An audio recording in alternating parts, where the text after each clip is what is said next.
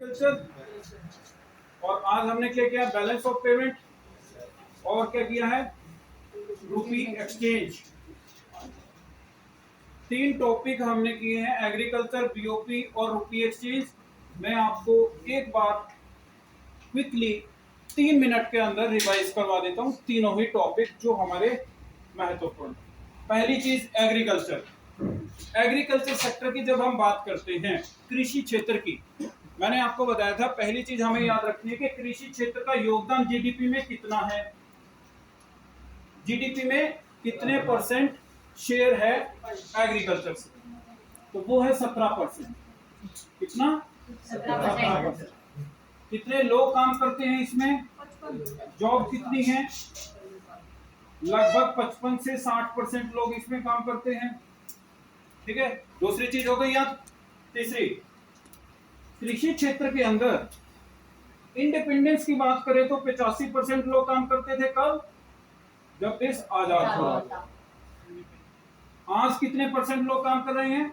55%, 2023 में, और ये 1947 में। ठीक है, आज जीडीपी के अंदर शेयर कितना है हमारा? 17%। इंडिपेंडेंस के टाइम पर जीडीपी में शेयर कितना था? 50%। कितना? 50% जीडीपी का शेयर था। मतलब सीधा सीधा है, एग्रीकल्चर सेक्टर में कंपैरेटिवली उतनी ग्रोथ नहीं हुई है जितनी हमारी मैन्युफैक्चरिंग और सर्विस सेक्टर में हुई। आज सर्विस सेक्टर का कंट्रीब्यूशन जीडीपी में कितना है? लगभग 53%। जीडीपी कहां से आ रहा है? सर्विस सेक्टर से आज। ठीक है, और उस समय कितना आ रहा था सर्विस सेक्टर से कंट्रीब्यूशन? लगभग 20 से 25%। तो सर्विस सेक्टर जो है काफी डेवलप हुआ और एग्रीकल्चर सेक्टर पीछे हुआ। अगर हम चाहते हैं कि हमारा देश और विकास करे तो हमारे देश को एग्रीकल्चर सेक्टर में जो हमारे लोग 55 से 60% आज काम कर रहे हैं, इसको थोड़ा सा रिड्यूस करना होगा। क्या करना होगा? कम करना होगा। ठीक है, एक्स्ट्रा जो लेबर है यहाँ पर उसको कम करना होगा, वो सर्विस सेक्टर में काम करे या फिर इंडस्ट्रीज में काम करे। एग्रीकल्चर सेक्टर में मैंने आपको बताया था 3 तरह की फसलें होती हैं। कौन कौन सी? खरीफ, रबी और जायद। खरीफ का मतलब है जो सर्दी के अंदर कटाई हो जिसकी। रबी का मतलब है जिसकी गर्मी में कटाई होती है। जायद का मतलब होता है जो बारिश का जो मौसम होता है, बरसात का, मानसून का, उस समय इसकी कटाई होती है। खरीफ मतलब जैसे चावल हो गया, जैसे कॉटन हो गया, जैसे मूंगफली हो गई, सोयाबीन हो गया, तिलहन हो गया, ठीक है, या फिर दालें। रबी का मतलब जैसे गेहूं हो गया, राइट, चना, सरसों, जौ, ठीक है, इस तरह की जो फसलें हैं हमारी वो रबी की फसलें होती हैं।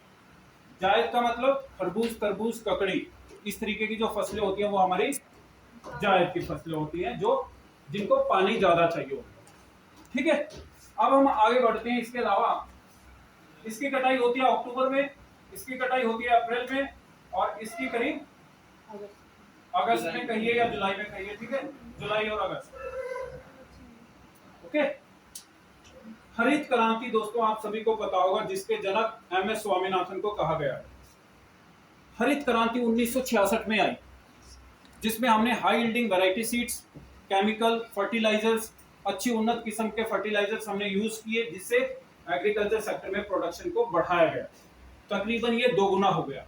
और 1980 का वो समय था जब एग्रीकल्चर सेक्टर से हमारा प्रोडक्शन इतना हो चुका था कि खाद्य पदार्थों की हमारे देश को किसी तरीके से कोई कमी नहीं थी।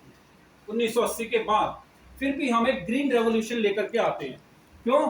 क्योंकि अभी जो हमने high yielding variety seeds, chemicals, fertilisers जो हमने यूज किए थे, उससे सोयल डिग्रेडेशन हो रहा था, थोड़ा सा पोल्यूशन हो रहा था।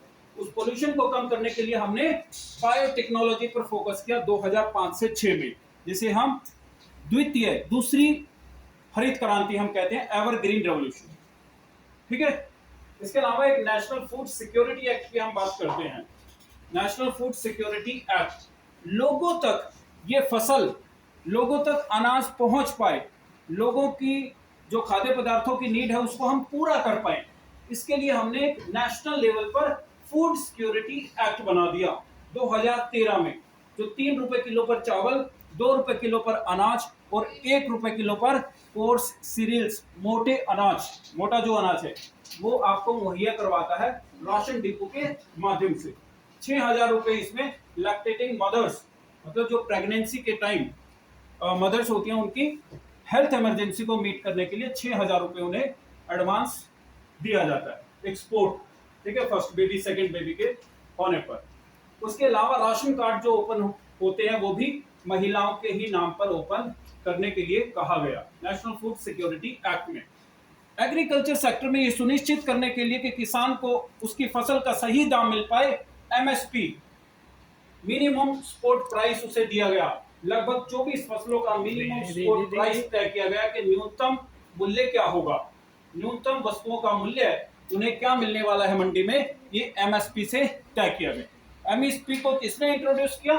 सीएसीपी ने, commission for agriculture cost and price, ये निर्धारित करता है कि एमएसपी क्या होगा। फूड कॉर्पोरेशन ऑफ इंडिया को गवर्नमेंट की तरफ से डायरेक्शन मिलती है कि वो बफर स्टॉक को मेंटेन करे। एग्रीकल्चर सेक्टर में किसानों से फसल को खरीद करके बफर स्टॉक मतलब गोडाउन्स में रखे और आने वाले समय की इमरजेंसी के लिए वो हमारी जरूरत को पूरा कर सके। इसके लिए एफसीआई 1965 से 66 में बना था, फूड कॉर्पोरेशन ऑफ इंडिया, ठीक है। ये हमारी रही एग्रीकल्चर सेक्टर की बात। आज के जो टॉपिक में हमने किया था बैलेंस ऑफ पेमेंट, भुगतान शेष, जिसमें हमने करंट अकाउंट को पढ़ा है, कैपिटल अकाउंट को पढ़ा है, और आज हमने पढ़ा है कि रुपी एक्सचेंज, डॉलर के मुकाबले रुपए की वैल्यू कैसे कम होती है। 5 चीजें मैं आपको बताऊंगा कि डॉलर के मुकाबले रुपए की वैल्यू कैसे कम होती है। पहली चीज, जब आपके देश में इन्फ्लेशन होगा तो रुपए की वैल्यू डाउन जाएगी। दूसरी चीज, अगर इंटरेस्ट रेट आपके देश में हमारे देश में सेंट्रल बैंक है आरबीआई, अगर उसके इंटरेस्ट रेट कम रहेंगे और बाहर के देशों में इंटरेस्ट रेट अगर ज्यादा होगा तो फिर कैपिटल का जो फ्लो है वो हमारे देश से निकल करके दूसरे देशों में चला जाएगा, इंटरेस्ट रेट। तीसरी चीज स्पेकुलेशन, जो हम अनुमान लगाते हैं, जो भी इंटरनेशनल लेवल पर इन्वेस्टर्स हैं जिनके पास तमाम पूंजी है और वो इन्वेस्ट करना चाहते हैं, तो वो इस चीज का अनुमान लगाते हैं कि किस करेंसी की वैल्यू गिरेगी और किस करेंसी की वैल्यू बढ़ेगी। अगर उन्हें पहले से ही अनुमान हो जाए कि डॉलर की वैल्यू जो है बढ़ने वाली है और रुपए की वैल्यू गिरने वाली है, तो वो अपने पास किस चीज का स्टोर रखेंगे? डॉलर का।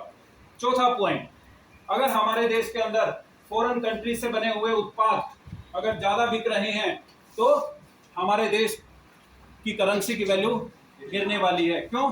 क्योंकि जब वो उत्पाद बिकेंगे तो जो भी प्रोड्यूसर है, जो भी उत्पादन करता है, वो अपने साथ उस प्रॉफिट को अपने देश में ले जाना चाहेगा, और जब वो अपने देश में ले जाना चाहेगा तो उसे एक्सचेंज करवाएगा अपने देश की करेंसी में, और उसके देश की करेंसी में जब एक्सचेंज करवाएगा तो आरबीआई के ऊपर प्रेशर आएगा, आरबीआई को फॉरेक्स रिजर्व में से वो करेंसी निकाल करके उसे देनी रहेगी, ठीक है। इससे भी हमारे देश की करेंसी जो है गिर जाएगी।